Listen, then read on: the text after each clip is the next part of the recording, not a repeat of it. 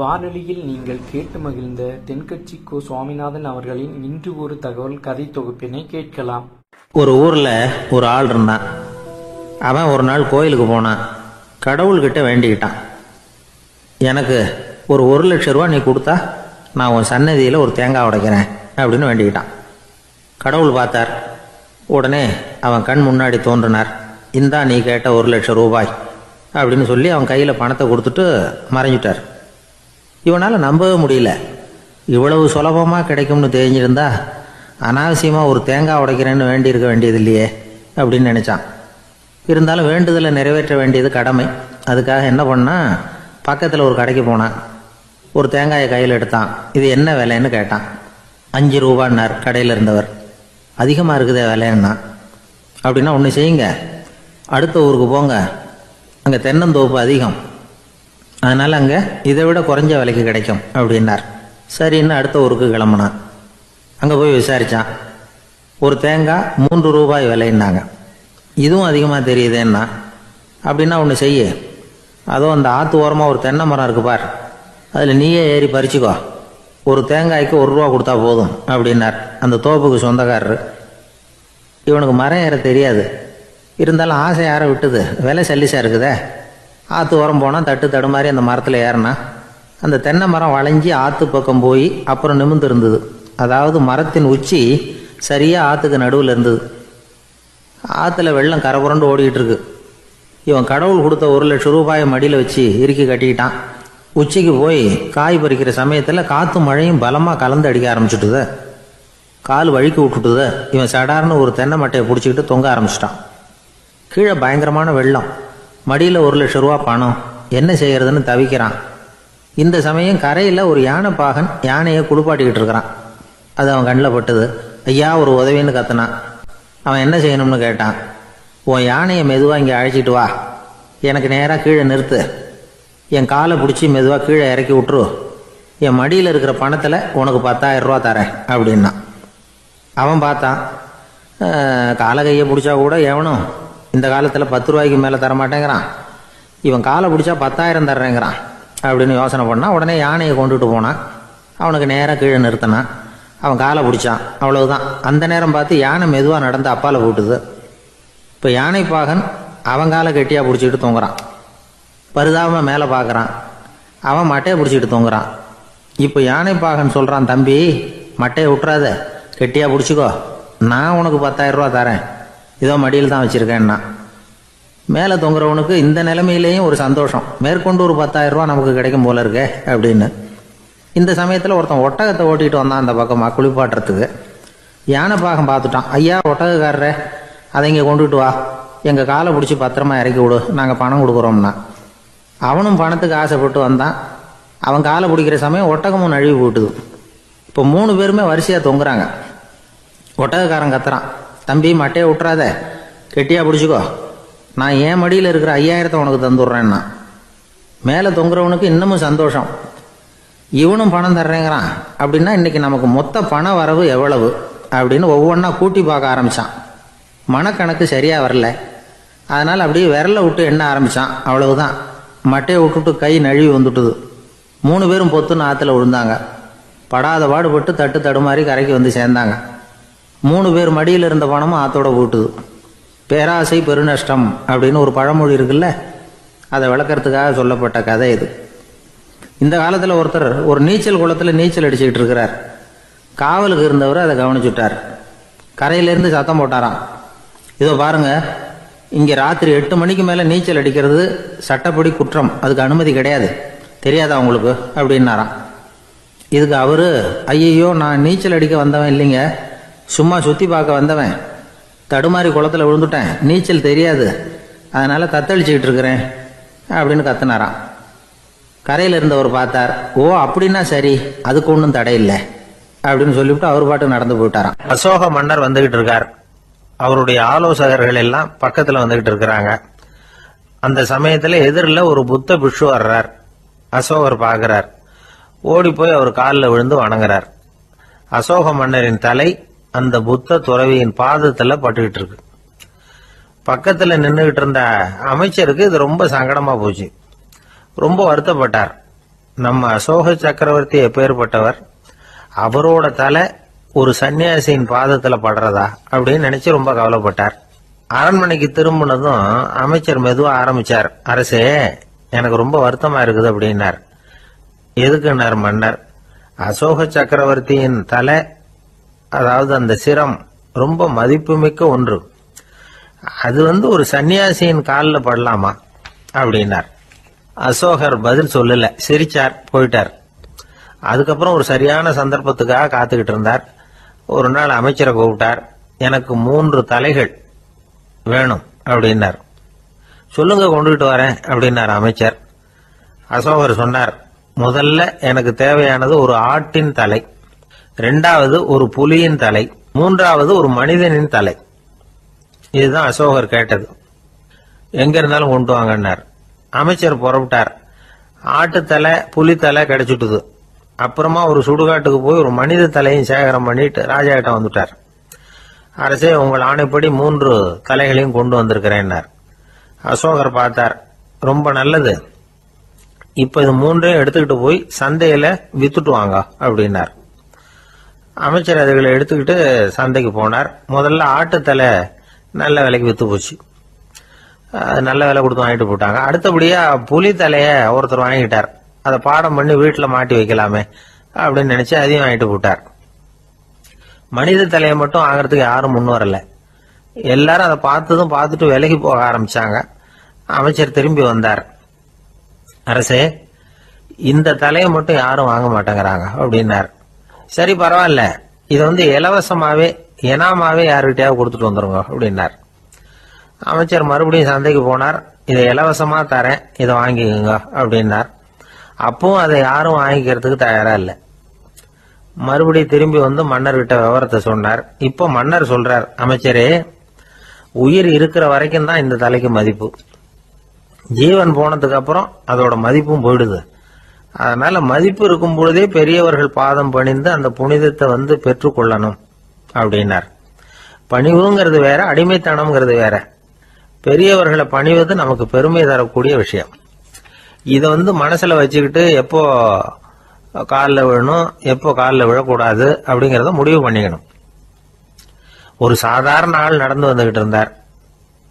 எதிரில் ஒரு பெரிய மனுஷன் ஓடி போய் அவர் காலில் விழுந்து தன்னுடைய தலையை அவர் பாதத்தில் கொண்டு போய் வச்சார். கொஞ்ச நேரம் கழிச்சு எழுந்திரிச்சு வந்துட்டார். வந்த பிறகு இவரை கேட்டேன், ஏன் திடீர்னு ஓடி போய் அந்த ஆளு காலில் விழுந்தீங்க அப்படின்னு. அவர் போட்டிருக்கிறது என்னோட காணாம போன செருப்பான்னு கண்டுபிடிக்கிறதுக்காக அப்படி விழுந்தேன் அப்படின்னார். நம்மள மாதிரி ஒரு ஆசாமி அவன் நம்மள மாதிரியே கற்பனை பண்ணான். அதாவது, நாம தான் இந்த உலகத்துல ரொம்பவும் கஷ்டப்படுறோம், மற்றவங்க எல்லாம் சந்தோஷமா இருக்கிறாங்க அப்படின்னு அவன் நினைச்சுக்கிட்டான். அவன் ஒரு நாள் கடவுளை வேண்டிக்கிட்டானா, சுவாமி, இந்த உலகத்துல எவ்வளவோ பேர் இருக்கிறாங்க, ஒவ்வொருத்தருக்கும் ஒவ்வொரு விதமான கஷ்டம் இருக்கலாம், ஒத்துக்கிறேன். இருந்தாலும் எனக்கு அது கொஞ்சம் அதிகமா இருக்கிறது மாதிரி தெரியுது. அதனால நீங்க எனக்காக ஒரு சின்ன உதவி செஞ்சா போதும். அது வேற ஒண்ணும் இல்ல, என்கிட்ட இருக்கிற துயரங்களை இன்னொருத்தர் யாருகிட்டயாவது கொடுத்துருங்க, அவர்கிட்ட இருக்கிற துயரங்களை என்கிட்ட மாத்தி கொடுத்துருங்க. ஒரு மியூச்சுவல் டிரான்ஸ்பர், அவ்வளவுதான். அப்படி பண்ணிவிட்டா போதும் அப்படின்னு வேண்டிக்கிட்டானா. அன்னைக்கு ராத்திரியே அவன் ஒரு கனவு கண்டிருக்கான். வானத்திலிருந்து ஒரு குரல் கேட்டிருக்கு. அது என்ன சொல்லிச்சு தெரியுமா? ஏ ஜனங்களே, எல்லாரும் அவங்க கஷ்டங்களை ஒரு பையில போட்டு எடுத்துக்குங்க. அப்படி எடுத்துக்கிட்டு நேரா இந்த ஊர் எல்லையில இருக்கிற கோயிலுக்கு சேருங்க அப்படின்னு அந்த குரல். ஆஹா, கடவுள் நம்ம பிரார்த்தனைக்கு செவி சாய்ச்சுட்டார் அப்படின்னு சந்தோஷப்பட்டான் இவன். உடனே என்ன பண்ணா, தன்கிட்ட இருந்த கஷ்டத்தையெல்லாம் ஒரு சாக்கு பையில போட்டு எடுத்துக்கிட்டான். வீட்டை விட்டு வெளியில வந்தான். தெருவுல இறங்கி நடக்கிறான். அங்க பார்த்தா ஏகப்பட்ட பேர் ஆளுக்கு ஒரு பைய தூக்கிக்கிட்டு கோயிலுக்கு போயிட்டு இருக்கிறாங்க. சில பேர் மூட்டையா கட்டி தலையில சுமந்துக்கிட்டு போயிட்டு இருக்கிறாங்க. இவன் பார்த்தான். இவனுக்கு ரொம்ப ஆச்சரியமா இருந்தது. ஏன்னா எல்லாரும் வச்சிருக்கிற பைய இவன் பைய விட பெருசா இருந்தது. இவன் பை தான் இருக்கிறதுலயே கொஞ்சம் சின்னதா தெரிஞ்சது. இப்ப அவன் மறுபடியும் சாமியை வேண்டிக்கிட்டான், கடவுளே, இப்ப உள்ள சூழ்நிலையை கவனிச்சா என்கிட்ட இருக்கிற பைய பரவாயில்லன்னு தோணுது. அதனால வேற பைய எதையும் மாத்த வேணாம், இதுவே பரவாயில்ல, இந்த பையோட திரும்பி வீட்டுக்கு போனா போதும்னு நினைக்கிறேன் அப்படின்னு ஏதோ நினைக்க ஆரம்பிச்சுட்டான் அவன். எல்லாரும் கோயிலுக்கு போய் சேர்ந்தாங்க. கோயில்ல அந்த குரல் மறுபடியும் கேட்டுது. எல்லாரும் அவங்கவுங்க பைகளை சோகத்துல தொங்க விடுங்க. திடீர்னு விளக்குகள் அணையும், மணி அடிக்கப்படும். அதுதான் அடையாளம். அந்த சமயத்துல இருட்டுல உங்களுக்கு வேண்டிய பைய நீங்க மாத்தி எடுத்துக்கலாம், தேர்ந்தெடுத்துக்கலாம். வெளிச்சம் இருக்கிறப்பவே உங்களுக்கு பிடிச்ச பைக்கு பக்கமா பார்த்து நீங்க நின்னுக்கலாம் அப்படின்னு சொல்லி விவரம் சொல்லிச்சான் அந்த குரல். அப்படி சொன்னதுக்கு அப்புறம் திடீர்னு விளக்கு அணைஞ்சுது, மணி அடிச்சுது. கொஞ்ச நேரம் கழிச்சு மறுபடியும் விளக்குகள்லாம் எரிஞ்சுது. இப்போ பார்த்தா எல்லாரும் அவங்கவுங்க பையையே கெட்டியா பிடிச்சிட்டு நிக்கிறாங்க. இவனும் அப்படியே நிக்கிறான். இவன் மெதுவா பக்கத்துல நிக்கிறவங்க கிட்ட கேட்டானா, ஏன் நீங்க பைய கையிலேயே வச்சிருக்கிறீங்க, செவுத்துல மாட்டலையா அப்படின்னு கேட்டிருக்கான். இல்லப்பா, நீ ஏன் கையிலேயே வச்சிருக்கிறியோ அதே காரணத்துக்காக தான் நாங்களும் வச்சிருக்கிறோம். நம்ம கவலைகளை பத்தி நமக்கு ஓரளவுக்காவது தெரியும். ஆனா மற்றவங்க கவலைகள் நமக்கு பரிச்சயம் இல்லாதவை, பழக்கம் இல்லாதது. அதனால நமக்கு தெரிஞ்ச கவலைகளை சமாளிக்கிறது சுலபம். தெரியாததை சமாளிக்கணும்னா மறுபடியும் ஆரம்பத்தில இருந்து ஆரம்பிக்கணும். அதனால பழைய நண்பர்களோட வாழறது தான் மேல் அப்படின்னு ஆனான். அதுக்கப்புறம் அவன் தன்னோட பைய போதும்னு வீட்டுக்கு திரும்பி வந்துட்டானான். இது ஒரு பெரியவர் சொல்லி இருக்கிற கதை. அதனால நம்ம கிட்ட இருக்கிற கஷ்டங்கள் தான் பெருசு, அதை இன்னொருத்தங்கிட்ட கொடுத்துட்டு மாத்திக்கலாம் அப்படின்னு நினைக்கிறது தப்பு. இதே மாதிரி இன்னொரு சம்பவம். ஒரு ஊர்ல ஒரு நாள் ராத்திரி ஆகாயத்திலிருந்து கடவுள் குரல் கேக்குது. இந்த ஊர்ல இருக்கிற ஜனங்கள்லாம் கொஞ்சம் கவனிங்க, உங்களுக்கு ஒரு செய்தி. அதாவது இங்க இருக்கிற ஜனங்கள்லயே கொஞ்சம் கூட கவலையே இல்லாத ஆள் யாருன்னு எனக்கு தெரியணும். அதனால எல்லாரும் அவங்க கவலைகளை ஒரு பையில போட்டு எடுத்துக்கிட்டு கோயிலுக்கு வாங்க அப்படின்னாரு கடவுள். உடனே வரிசையா எல்லாரும் வர ஆரம்பிச்சாங்க. எல்லார் கையிலயும் பை இருந்தது, சின்னதும் பெருசுமா. கவலையே இல்லாத ஆள் யாருன்னு தேடினார் கடவுள். ஒரே ஒரு ஆள் மட்டும் கையில எதுவும் இல்லாம வெறும் கையை வீசிக்கிட்டு ரொம்ப ஜாலியா நடந்து வந்துகிட்டு இருந்தான். கடவுள் அவங்க கிட்ட போனார். ஏப்பா, உனக்கு கவலையே இல்லையா அப்படின்னு கேட்டார். எனக்கும் சில கவலைகள்லாம் உண்டு அப்படின்னானா அவன். எங்க அதெல்லாம்னு கேட்டிருக்காரு கடவுள். பின்னாடி லாரியில வந்துகிட்டு இருக்கு அப்படின்னானா அவன். ஒரு ஆள் இருந்தார். அவரு தன்னை ஒரு குருன்னு சொல்லிக்கிட்டார். மௌன குரு, வாயே திறக்கிறது இல்ல. அவருக்கு 2 சீடர்கள் உண்டு. இவங்க தான் வர்றவங்க கிட்ட பேசுவாங்க, விளக்கம் கொடுப்பாங்க. ஒரு நாள் இந்த சீடர்கள் 2 பேரும் எங்கேயோ வெளியில போயிட்டாங்க. அந்த நேரம் பார்த்து ஒருத்தர் அங்க வந்தார். குரு கிட்ட போனார். குருவே, புத்தர்னா என்னன்னு கேட்டார். குருவுக்கு ஒன்றும் புரியல. அவர் உண்மையான குருவா இருந்தாவில புரியும். அவர் திருன்னு முழிக்க ஆரம்பிச்சுட்டார். இந்த நேரம் பார்த்து இந்த சீடர்கள் எங்கேயோ போயிட்டாங்களே, என்ன பண்றது, உதவிக்கு யாராவது கிடைக்க மாட்டாங்களா அப்படின்னு அப்படியே சுத்தி பாக்குறார். அங்கங்க பாக்குறார். வந்தவர் இதை கவனிச்சார். ஏதோ புரிஞ்சுக்கிட்ட ஒரு மாதிரி அடுத்த கேள்வி கேட்டார். தர்மம்னா என்ன சுவாமின்னார். குருவுக்கு ரொம்ப சங்கடமா போச்சு. நம்ம நிலைமை இப்படி ஆயிட்டுதே, இக்கட்டில் மாட்டிக்கிட்டோமே அப்படின்னு நினைச்சபடியே விட்டத்தை பார்த்தார். அப்புறம் குனிஞ்சு தரைய பார்த்தார். அப்படியே உட்காந்துக்கிட்டார். வந்தவர் உடனே அடுத்த கேள்விக்கு போயிட்டார். தியானம்னா என்ன சுவாமின்னார். பாவம் என்ன பண்ணுவார் அந்த குரு, பேசாம கண்ணை கெட்டியா மூடிக்கிட்டார். இது ஏதுடா வம்பா போச்சுன்னு. இவர் இப்படி பண்ணா கூட வந்தவர் சளைக்கல. இன்னொரு கேள்வியும் கேட்டார். ஆசீர்வாதம்னா என்ன அப்படின்னார். இவர் பார்த்தார். இப்படியே போனா இவர் கேள்வி கேட்கறத நிறுத்த மாட்டார் அப்படின்னு நினைச்சுக்கிட்டு எனக்கு ஒண்ணுமே தெரியாதுங்கிற பாவனையில 2 கையையும் விரிச்சு காட்டினார். வந்தவர் முகத்துல மகிழ்ச்சி, மன நிறைவு. ஏதோ எல்லாம் புரிஞ்சுக்கிட்ட ஒரு மாதிரி அங்கிருந்து புறப்பட்டு போனார். வழியில அந்த குருவோட சீடர்கள் 2 பேரையும் சந்திச்சார். உங்க குருவை தான் பார்த்துட்டு வரேன்னார் இவர். என்ன நடந்ததுன்னு கேட்டாங்க. இவர் வரமா சொல்றார். உங்க குரு எவ்வளவு பெரிய ஞானி தெரியுமா? புத்தர்னா என்னன்னு கேட்டேன். அதுக்கு அவர் அப்படியும் இப்படியும் பார்த்தார். அதுக்கு என்ன அர்த்தம் தெரியுமா? மக்கள் புத்தரை அங்கேயும் இங்கேயும் தேடுறாங்க. உண்மையில அவர் அங்கேயும் இங்கேயும் தேடி கண்டுபிடிக்க முடியாது அப்படிங்கிறத அவர் செய்கை மூலம் உணர்த்தினார். அதுக்கப்புறம் தர்மம்னா என்னன்னு கேட்டேன். அவர் மேலையும் கீழையும் பார்த்து தர்மம் சமமானது, அதுல உயர்வு தாழ்வு இல்லைங்கிறத உணர்த்தினார். அதுக்கப்புறம் தியானம்னா என்னன்னு கேட்டேன். கண்ணை மூடிக்கிட்டார். கண்ணை மூடி காணுகிற அற்புதம் அது அப்படிங்கிறத புரிஞ்சுக்கிட்டேன். கடைசியா ஆசீர்வதிக்கப்படுறது பத்தி கேட்டேன். கைகளை நீட்டி உதவுறது தான் அது அப்படிங்கிறத தன்னுடைய இருகை விரிச்சு உணர்த்தினார். எவ்வளவு பெரிய மகான் அவர் அப்படின்னு சொல்லிவிட்டு அவர் பாட்டு போயிட்டார். சீடர்கள் அதுக்கப்புறம் மெதுவாக குருக்கிட்ட சேர்ந்தாங்க. அவங்கள பார்த்ததும் குருவுக்கு கோபம் வந்துட்டுது. அடே பாவிகளா, எங்கடா போய் தொலைஞ்சிங்க? நான் ஒரு ஆளுகிட்ட மாட்டிக்கிட்டு என்ன பாடுபட்டிருக்கேன் தெரியுமான்னார். இது மாதிரி தான் நாம் சாதாரண மனிதர்களின் புற வேடங்களிலேயே மயங்கி போயிடுறோம். அவங்க பேச்சு, செய்கை, பார்வை இதிலெல்லாம் ஏதோ பெரிய தத்துவம் இருக்கிறதாக நினச்சிக்கிறோம். உண்மையிலேயே அந்த தத்துவங்கள் யாருக்கு சொந்தம்? அவங்களுக்கு இல்லை, நமக்கு தான் சொந்தம். நாம் தானே அதை கற்பிச்சுக்கிட்டோம். நம்மை நாம் அடையாளம் கண்டுக்கிறது இல்லை, நாம் யாருங்கிறது நமக்கு புரியறதில்ல. அதுதான் இன்றைக்கி நடக்கிறது. அதனால தான் அடுத்தவங்களை தேடி ஓடிக்கிட்டு இருக்கிறோம். சில வீடுகளில் கூட இது மாதிரி சைகைகள் உண்டு. சில குடும்ப தலைவர்கள் தினமும் காலையில் கண்ணை கெட்டியாக மூடிக்கிட்டு கை ரெண்டையும் சுத்தமாக விரித்து வச்சுக்கிட்டே உட்காந்து தியானம் பண்ணுறது வழக்கம். எதுக்காக அப்படி பண்ணுறீங்கன்னு ஒருத்தரை பார்த்து கேட்டேன். இந்த மாதம் வாங்கின சம்பளம் பூரா தீர்ந்து போச்சு, இனிமேல் என் கையில் சுத்தமாக ஒன்றும் இல்லை, புதுசாக எதுவும் செலவு வச்சுடாதே அப்படிங்கிறத அப்படி உள்ளங்கை ரெண்டையும் விரித்து காட்டி அவங்களுக்கு உணர்த்துறேன் அப்படின்னார். ஒரு காட்டில் ஒரு நரி இருந்தது. ஒரு நாள் காலை நேரம் அது தன்னுடைய இருப்பிடத்திலிருந்து வெளியில் வந்தது. கொஞ்சம் தூரம் நடந்து வந்தது. அப்போ தான் அது தன்னோட நிழலை கவனித்து பார்த்தது. பார்த்தா அது ரொம்ப நீளமாக பெருசாக இருக்குது. காலை நேரத்தில் நிழல் அப்படி தானே இருக்கும். ஆனால் அந்த நரிக்கு அந்த விஷயம் தெரியல. தன்னுடைய நீண்ட பெரிய நிழலை பார்த்து ஆச்சரியப்பட்டது. ஆஹா, நாம் இவ்வளவு பெருசாக இருக்கிறோம் அப்படின்னா என்னுடைய காலை சாப்பாட்டுக்கு ஒரு யானை இல்லைன்னா ஒரு ஒட்டகம் கிடைச்சாதான் சரியாக இருக்கும் போல இருக்கு அப்படின்னு முடிவு பண்ணிக்கிட்டுது. உடனே ஒரு யானை அல்லது ஒட்டகத்தை தேடி அலைஞ்சது, எங்கே கிடைக்கும்னு. கிடைக்கவே இல்லை. மத்தியானம் 12 மணி ஆயிட்டுது. பசியோடு அலையுது. இப்போ தன்னோட நிழலை பார்த்தது. அது மத்தியான நிழல் எப்படி இருக்கும்? அது ரொம்பவும் குறுகி போய் தெரிஞ்சுது. உடனே அந்த நரி என்ன நினச்சிக்கிட்டு தான் தெரியுமா?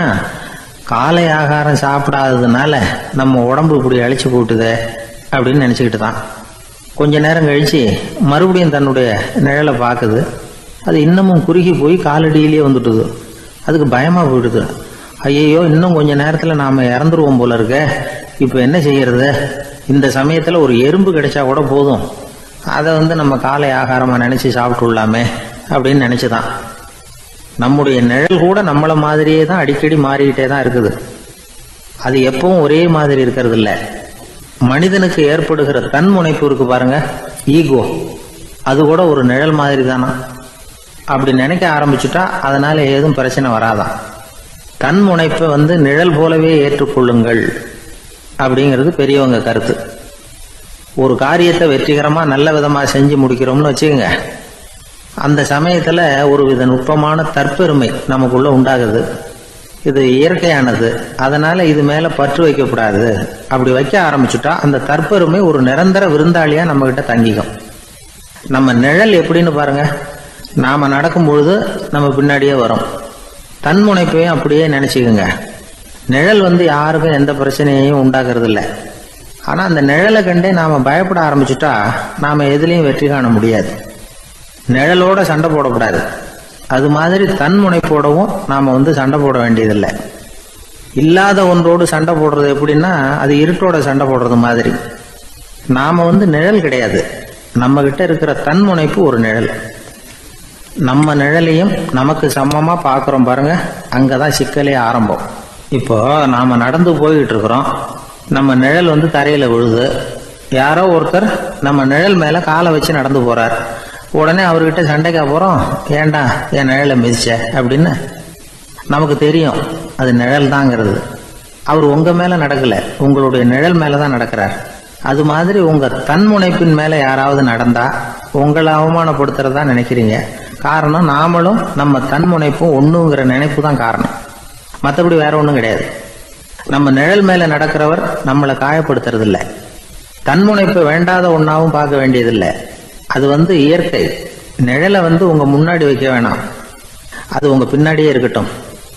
நிழலின் நிழலாகி விடாதீர்கள், நீங்கள் நீங்களாகவே இருங்கள். இதுதான் சான்றோர் சிந்தனை. ஒரு பேருந்துல ஒரே நெரிசல். ஒருத்தர் பக்கத்துல நின்றுகிட்டு இருந்தவர்கிட்ட ரொம்ப பணிவா விசாரிச்சார், ஏன் சார் நீங்க ஏதாவது பெரிய உத்தியோகத்துல இருக்கிறீங்களா அப்படின்னார். அப்படிலாம் ஒண்ணும் இல்லைங்கன்னார் அவரு. அப்படின்னா வேற ஏதாவது அரசியல்ல பெரிய பதவியில் இருக்கிறீங்களா அப்படின்னு கேட்டார். அதுவும் இல்லைங்கன்னார். சரி, பணமாவது அதிகமா வச்சிருக்கீங்களா அப்படின்னு கேட்டார். அப்படிலாம் ஒன்றும் கிடையாது சார்னார் அவரு. அப்புறம் எதுக்குடா என் காலை மிதிச்சுக்கிட்டு இருக்கிற, எடுறா காலை அப்படின்னாராம். ஒரு ஊர்ல ஒரு பெரியவர் இருந்தார். அவர் ஒரு குரு. அவர் தொடர்ந்து தியான கூட்டங்கள் நடத்துவார். அந்த கூட்டத்தில் கலந்துக்கிறதுக்காக பல ஊர்களில் இருந்து சீடர்கள் நிறைய பேர் வருவாங்க போவாங்க. ஒரு நாள் அங்கே கூட்டம் நடந்துக்கிட்டு இருக்குது. அந்த சமயத்தில் சீடர்களில் ஒருத்தன் என்னத்தையே திருடி விட்டான். மற்ற சீடர்கள் அதை கவனிச்சுட்டாங்க. இவன் ஆப்பிட்டுக்கிட்டான். கூட்டம் முடிஞ்ச பிற்பாடு இவன் திருடின விஷயத்தை அந்த பெரியவர்கிட்ட போய் சொன்னாங்களாம். அவர் கவனத்துக்கு கொண்டுகிட்டு போனாங்க. ஆனால் அவர் இதை காதிலே போட்டுக்கல, கண்டுக்கவே இல்லை. போய் சொன்ன சீடர்களுக்கெல்லாம் ஏமாத்தமாக போயிட்டுது. என்ன இது, இவ்வளவு தூரம் நாம் கண்டுபிடிச்சி போய் சொல்கிறோம், அவர் கண்டுக்கவே மாட்டேங்கிறாரே அப்படின்னு ஒரு மாதிரி ஆயிட்டாங்க. இருந்தாலும் அதை பற்றி ஒன்றுமே சொல்லிக்கல, பேசாமல் இருந்துட்டாங்க. கொஞ்ச நாள் ஆச்சு. அதே ஆள் மறுபடியும் ஒரு திருட்டில் மாட்டிக்கிட்டான். சீடர்கள் மறுபடியும் அந்த குரு கிட்ட விஷயத்த சொன்னாங்க. அவர் அப்பவும் வழக்கம் போல சும்மாவே இருந்துட்டார். இவர் இப்படி இருக்கிறத பார்த்ததும் அந்த சீடர்களுக்கு கோபம் வந்துட்டுது. உடனே அந்த சீடர்கள்லாம் ஒன்று கூடி பேசினாங்களாம். எல்லாருமா சேர்ந்து ஒரு விண்ணப்பம் தயார் பண்ணாங்க. அதை குருநாதர்கிட்ட கொண்டுட்டு போய் கொடுத்தாங்க. அந்த விண்ணப்பத்தில் இவங்க என்ன எழுதியிருக்கிறாங்க தெரியுமா? குருநாதர் அவர்களே, உடனே திருடனவன் மீது சட்ட நடவடிக்கை எடுக்கணும். நீங்கள் அப்படி அவனை இங்கே சேர்க்கக்கூடாது. நீங்கள் சேர்த்தீங்கன்னா நாங்கள் இங்கே இருக்கிறத பற்றி யோசிக்க ஆரம்பிச்சிருவோம். அவனை இந்த மடத்தை விட்டே துரத்தி பண்ணணும். நீங்கள் அவனை வெளியில் அனுப்புங்க, இல்லைன்னா நாங்கள் அத்தனை பேரும் வெளியில் போயிடுறோம். இப்படி தான் அந்த விண்ணப்பத்தில் எழுதியிருக்கிறாங்க. குரு அந்த விண்ணப்பத்தை வாங்கி படித்து பார்த்தார். அதுக்கப்புறம் அதை எழுதின அத்தனை பேரையும் கூப்பிட்டாரு. எல்லாரும் இப்படி வாங்கன்னாரு. வந்தாங்க. இப்படி என் எதிரில் உட்காருங்கன்னார். உட்காந்தாங்க. அப்புறம் சொன்னார், இதை பாருப்பா, நீங்கள் எல்லாரும் புத்திசாலிகள். உங்களுக்கு எது நல்லது எது கெட்டதுங்கிறது நல்லா தெரியும். நீங்கள் மேற்கொண்டு ஏதாவது படிக்கணும்னு நினச்சா வேற எங்கே வேணும்னாலும் போகலாம். அதுக்கு நான் தடை சொல்ல மாட்டேன். ஆனால் உங்களால் குற்றம் சாட்டப்பட்ட அவன் இருக்கானே, அவன் எப்படின்னா அவனுக்கு எது நல்லது எது கெட்டதுங்கிறதெல்லாம் தெரியாது. அதனால தான் திருடுறான். நீங்கள் சொல்கிறது மாதிரி அவனை அடித்து துரத்தி விடுறோம்னு வச்சுங்க, அவனுக்கு எப்படி நல்லது கெட்டது தெரியும்? அவனுக்கு அதை யார் சொல்லி கொடுக்கறது? அதனால் இங்கேயே இருக்கட்டும், அதுதான் சரி. இதுக்காக நீங்கள் எல்லாரும் என்னை விட்டுட்டு போனாலும் சரி, அவனை நான் விரட்ட மாட்டேன் அப்படின்னு விட்டாரான். இவ்வளவையும் திருடனை அந்த சீடன் கேட்டுக்கிட்டே இருந்திருக்கான். அவன் கண்களில் கண்ணீர். அப்படியே எழுந்திரிச்சு வந்தான். குரு காலில் விழுந்தான். அவன் கண்ணீரில் அவனது தீமை கழுவப்பட்டது அப்படிம்பாங்க. அதாவது சீடர்களுக்கு அந்த குருவோட பெருமை அப்பதான் புரிஞ்சுதான். ஒரு நல்ல ஆசிரியர் இருக்காருன்னு வச்சுங்க, நல்லா படிக்கிற பையனுக்கு தான் பாடம் சொல்லி கொடுப்பேன்னா அது என்ன பெரிய விஷயமா? மோசமாக படிக்கிறவனையும் மாற்றி காட்டுறேங்கிறது தான் பெருமை. இந்த காலத்து குரு ஒருத்தர் ஒரு ஆசிரமம் வச்சு நடத்திட்டு வந்தார். நிறைய பேர் தினம் வருவாங்க போவாங்க. ஒரு நாள் ஒருத்தன் வந்தான். அந்த குரு முன்னாடி போய் நின்னான். ஐயா, என்ன உங்கள் சீடனா ஏற்றுக்கணும்னா. அந்த குரு நிமிர்ந்து பார்த்தார். உன்னுடைய நோக்கம் என்னன்னு கேட்டார். ஐயா, உங்ககிட்ட கொஞ்ச நாள் இருந்தேன்னா நல்ல பழக்க வழக்கங்களை கற்றுக்கலாம். அதுக்கப்புறம் வெளியில் போய் ஒரு நல்ல தொழில் தொடங்கி வாழ்க்கையில் முன்னுக்கு வரணுங்கிறது தான் என்னோட நோக்கம் அப்படின்னா. நீ சொல்கிறது சரி, ஆனால் உன்னால் இங்கே நல்ல பழக்க வழக்கங்களை கற்றுக்க முடியலேன்னு வச்சுக்கோ. அப்போ என்ன பண்ணுவேன் அப்படின்னு கேட்டார் அவர். அப்படி ஆச்சுன்னா என்ன, உங்களை மாதிரியே ஒரு ஆசிரமம் ஆரம்பித்து அதுக்கு குருவாக இருந்துட்டு போகிறேன் அப்படின்னு. நானும் தான் மட்டும் வாழ்ந்தா போதும் அப்படின்னு நினைக்கிறவங்க உண்டு. தானும் வாழணும், அடுத்தவங்களும் வாழணும் அப்படின்னு நினைக்கிறவங்களும் உண்டு. முதல்ல சொன்ன வகையை சேர்ந்த மனிதர்கள் எப்படி தெரியுமா? எப்படியாவது தான் மட்டும் வாழ்ந்தால் போதுங்கிற நினைப்பு தான் எப்பவும் அவங்களுக்கு இருக்கும். தங்களுடைய வளர்ச்சிக்கு எது தடையா இருந்தாலும் சரி, யார் தடையா இருந்தாலும் சரி, அதை அழிச்சுட்டு தான் மறுவேலை பார்ப்பாங்க. அவங்கெல்லாம் பாவ காரியங்களுக்கு தயங்குறதே இல்லை. அப்படிப்பட்ட வாழ்க்கை அவங்களுக்கே இடைஞ்சல அமைஞ்சு விடுறது உண்டு. அதை விளக்கறதுக்கு ஒரு கதையும் உண்டு. ஒரு ஊர்ல அப்படிப்பட்ட ஆள் ஒருத்தன் இருந்திருக்கான். நிறைய பாவங்களை செஞ்சவன். அதன் காரணமா நரகப்படுகொழியில விழுந்துட்டான். நரகப்படுகொழிங்கிறது ஒரு பெரிய கிணறு மாதிரி. ஏற்கனவே பாவம் செஞ்சவங்க நிறைய பேர் அதில் விழுந்து கிடக்குறாங்க. உள்ள ஏகப்பட்ட சத்தம், எல்லாம் அந்த பாவாத்மாக்கள் போடுற சத்தம். இப்போ விழுந்தானே இவனும் சத்தம் போட்டான். இவன் போடுற சத்தம் கொஞ்சம் அதிகமாக கேட்டுது. இந்த கிணத்துக்கு பக்கத்துல புத்தர் உட்கார்ந்துருக்கிறார். அவர் காதில் இவன் போடுற சத்தம் விழுந்தது. உடனே அந்த கிணத்தடிக்கு போனார். குனிஞ்சு பார்த்தார்.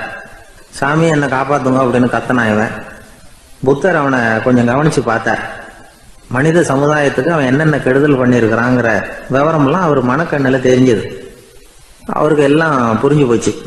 இருந்தாலும் அவனை காப்பாத்துறதுக்கு ஏதாவது வழி உண்டா அப்படின்னு யோசிச்சார். அவன் தன்னுடைய வாழ்நாளில் ஏதாவது நல்லது செஞ்சிருக்கானா அப்படின்னு பார்த்தார். ஒரே ஒரு சமயம் அவன் தன்னுடைய காலடியில மிதிபட இருந்த சிலந்தியை மிதிக்காமல் தாண்டி போயிருக்கிறான். இந்த ஒரு காரியத்துக்காக அவனை கரையேற்ற முடியுமா அப்படின்னு நினைச்சார். அவ்வளவுதான். உடனே அவர் கையில ஒரு சிலந்தி வந்து உட்கார்ந்துதான். அதுகிட்ட இருந்து நூல் இழை வெளிவர ஆரம்பிச்சது. அந்த நூல் இழை கிணற்று ஆழம் வரைக்கும் அப்படியே நீண்டுகிட்டே போச்சான். புத்தர் பார்த்தார். இந்த நூலை பிடிச்சுக்கிட்டு மேலே ஏறி வா அப்படின்னார். என்னங்க சொல்றீங்க, இந்த சிலந்தி நூல் என்ன தாங்குமான்னு கத்தனான். எல்லாம் தாங்கும், அதை பிடிச்சிக்கிட்டு ஏறி வா அப்படின்னார். சந்தேகத்தோடவே அவன் அந்த நூல் இழைய பிடிச்சி இழுத்து பார்த்தான். ரொம்ப வலுவா இருந்தது. அவனுக்கு ஆச்சரியம். அதை பிடிச்சிக்கிட்டே மெதுவா மேல ஏறி வர ஆரம்பிச்சுட்டான். பாதி தூரம் ஏறி வந்திருப்பான். அப்போ அவன் காலுக்கு கீழே ஏதோ சத்தம். என்னன்னு குனிஞ்சு பார்க்கறான். கீழே கிடந்தவங்க சில பேரும் அந்த நூலை பிடிச்சி மேலே வந்துகிட்டு இருக்கிறாங்க. இவனுக்கு கோபம் வந்துட்டுது. தன்னுடைய இடுப்புல வச்சிருந்த கத்தியை எடுத்து தன்னுடைய காலுக்கு கீழே நூல் இழையை அப்படியே வெட்டி விட்டுட்டான். இனிமே நாம மட்டும்தான் மேலே ஏறி வந்துடணும் அப்படின்னு நினைச்சுக்கிட்டான். ஆனா நடந்தது என்ன தெரியுமா? மொத்த நூல் இழையும் அப்படியே அருந்து கீழே விழுந்துட்டுது. அவனும் பொத்துன்னு கீழே விழுந்துட்டான். மறுபடியும் கத்த ஆரம்பிச்சுட்டான். ஏற்கனவே அவன் செஞ்சிருந்த ஒரு சிறு கருணை அந்த நூல் இழைக்கு உறுதியை கொடுத்தது. இப்போ அவன் செஞ்ச பாவம் அந்த நூல் இழைய வலுவிழக்க செஞ்சுட்டுது. அடுத்தவங்களும் வாழணுங்கிற எண்ணம் அவனுக்கு இருந்திருந்தா இப்ப அவனும் கரையேறி வந்திருப்பான், மற்றவங்களும் சௌக்கியமா வந்து சேர்ந்திருப்பாங்க. அதனால நாமும் வாழணும், அடுத்தவங்களும் வாழணும் அப்படின்னு நினைக்கிறவன் வாழ்க்கையில சீக்கிரம் முன்னுக்கு வந்துருவான். ஒருத்தன் ஒரு டாக்டர் கிட்ட போனான், மருந்து வாங்கினான். வாங்கி கொண்டாந்து பேசாம வச்சுட்டான், சாப்பிடல. அப்புறம் எதுக்காகப்பா போய் அவர்கிட்ட மருந்து வாங்கினேன் அப்படின்னு கேட்டாங்க. டாக்டர் வாழணும் இல்லையா, அதனாலதான் அப்படின்னா. அவர் கொடுத்த மருந்து நீ ஏன் சாப்பிடல அப்புறம் அப்படின்னு கேட்டாங்க. நான் வாழணும் இல்லையா, அதுக்காக தான் அப்படின்னா. அவர் ஒரு பெரிய குடும்பத்துல பிறந்தவர். இருக்கிற சொத்துக்கள் எல்லாத்தையும் வாரி வழங்கி விட்டு காட்டுக்கு புறப்பட்டார் தவம் செய்யறதுக்காக. இருந்தது ஊராவும் கொடுத்துட்டார். இனிமே எதுவுமே இல்லை கொடுக்கறதுக்கு. அப்போ கடைசியா ஒருத்தன் வந்து கையை நீட்டினானா, ஐயா ஏதாவது கொடுங்கன்னு இருக்கான். அவர் பார்த்தார். கட்டி இருக்கிற வேட்டியை தவிர வேற எதுவுமே இல்லை. 8 முழம் பட்டு வேட்டி, ஜரிகை கரையோட இருக்குது. கடைசியா அதை தான் எடுத்துக்கிட்டு அவர் புறப்பட்டு இருக்கார். அவர் பார்த்தார். எதிரில் அவன் பரிதாபமா நின்றுட்டு இருக்கிறான். அந்த 8 முழ வேட்டியை 2ஆ கிழிச்சார். 4 முழத்தை அவங்ககிட்ட கொடுத்தாரு. மீதி 4 முழத்தை தன்னுடைய இடுப்புல கட்டிட்டு அவர் காட்டுக்கு போயிட்டார். இவன் என்ன பண்ணான் தெரியுமா? கையில கிடைச்ச 4 முழத்தை எடுத்துக்கிட்டு கடை வீதிக்கு போனான். பழைய பட்டு வேட்டி ஜருகை இதெல்லாம் விலைக்கு வாங்குற வணிகர் ஒருத்தர் இருக்கார். அவர்கிட்ட போனான். இதை விலைக்கு எடுத்துக்கிறீங்களா அப்படின்னு கேட்டிருக்கான். அவர் வாங்கி பார்த்துருக்கார். ஆஹா, இது ரொம்ப அருமையான வேட்டி, விலை உயர்ந்த ஜருகை, இது ஏது உனக்கு அப்படின்னு கேட்டாரான். அவன் நடந்தது சொல்லியிருக்கான். அப்படின்னா ஒன்று செய்ய, இந்த வேட்டியோட இன்னொரு பாதியையும் மெதுவாக வாங்கிட்டு வந்துரு, உனக்கு நிறைய பணம் தர்றேன் அப்படின்னாரான் அந்த வணிகர். இவன் கொஞ்சம் யோசனை பண்ணி பார்த்தான்.